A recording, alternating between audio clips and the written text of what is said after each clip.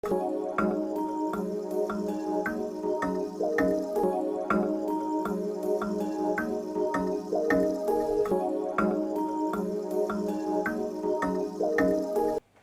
to our TST Dialogues, where we'll be talking about different issues in our Africa region. And today we are here in Dar es Salaam, Tanzania, where we are talking about the SADC 39th Head of State Summit. I am joined here with a very special guest who is the spokesperson for the Tanzania government. His name is Dr. Abbasi. Dr. Abbasi, welcome to our TST Dialogues. Yeah, thank you and welcome to Dar es Salaam. I actually enjoy the weather. You should. It's a beautiful country. Yeah, you should. It's a beautiful country, and you know we have the Indian Ocean. We have everything attractive. The Serengeti you could visit, you have time. We have the Zanzibar, splendid beaches. Oh, I have to So go this there. country is very beautiful. Okay. Yeah. All right. No, that's really amazing. As now Tanzania is taking over the chairmanship for SADC. Yeah. How has been the preparations for the takeover, and are you guys ready to take over the chairmanship? Can you just tell us more on the preparations? Yeah, you know, first of all, let me say we waited for it for a little bit longer, because you know the last time Tanzania hosted the SADC, it was way back, I think 15 to 16 years ago. Okay. You see, and you understand Tanzania is one of the first 4 founders of SADC. Yes. Having been the secretariat and the headquarters of the then Liberation Committee for most of the Southern African countries, we are the host of the SADC. I mean, we were one of the founders, and I think we should have been hosting it several times. Because you're one of the founders. Because we are the founders. But finally, we understand it has to be rotational. Each country has the responsibilities and the right to host it. So here we are again in Tanzania. So I welcome all the delegates, and we have had several meetings here. We are only now waiting for the summit itself. We have had the SADC Industrialization Week. We have had the senior officials meetings here, and today we are winding up the ministerial level sessions in Dar es Salaam. Yeah. Okay. Yeah. All right. So I understand that tomorrow there is going to be a public discussion from the former president. Yes. What is really the theme for that discussion, and what are the main issues to be discussed during the discussion? Yeah, basically leading to the summit itself, we have a number of events. Apart from that, as we speak today, we have all Tanzanian high commissioners and ambassadors who are serving in other countries, in other countries and continents. They are visiting one of our major flagship projects, the Julius Nyerere hydropower project. It's one of the biggest hydropower projects we are now implementing.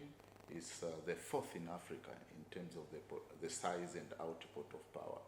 It's an over 2,000 megawatt project. So all the ambassadors who are representing Tanzania in other countries in Africa and the other continents are back home, and they will be visiting the project today. But also tomorrow we have another event where the same ambassadors will be visiting another one of Africa's biggest standard gauge railway projects. Wow. You know, Tanzania is now delivering a railway project, a standard gauge railway project, using our own money. It's one of the longest and one of the biggest projects so far in Africa. So tomorrow they'll also be visiting the site to see what is taking place. But speaking of the event at the University of Dar es Salaam, our third former president, the third first former president, Honorable Benjamin Mkapa, is one of the great figures in Africa. You know, he was a journalist, then he served as a minister, and then as president of our country. And you know, the last SADC meeting, when Tanzania hosted it in 2003-04, he was president of our country. So he has a lot to share. So he's going to have a public lecture at the University of Dar es Salaam, where everybody is actually invited to be there. He's going to share his experiences and eyewitness account of the SADC processes, because as a journalist he covered SADC when it was just being incepted, And I understand as a minister and then president, he did a lot to make sure not only Tanzania is involved in the SADC region, but also making sure that the objectives and aspirations of SADC are being met and implemented in countries. So it's somebody who understands the SADC from top down. So that's a rare opportunity, particularly for the youth. The people of our age who only read through books and newspapers about the history of SADC. So having somebody who witnessed a number of events, I think is going to be a very important discussion. And my department has been urging the public, the students who can be there, to go there.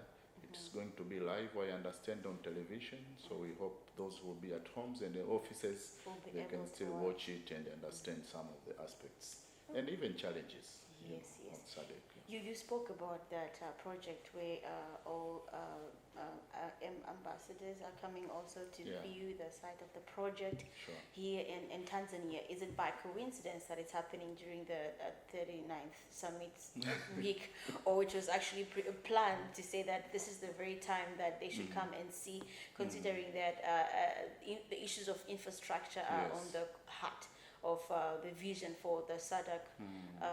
Is it by any chance a coincidence, or it was like planned to have it done during the same time? Yeah, basically we have a routine where our diplomats serving in other countries, they tend to come back home for reflection and planning, re-energizing, so probably in the last 2 years I think they didn't come back home.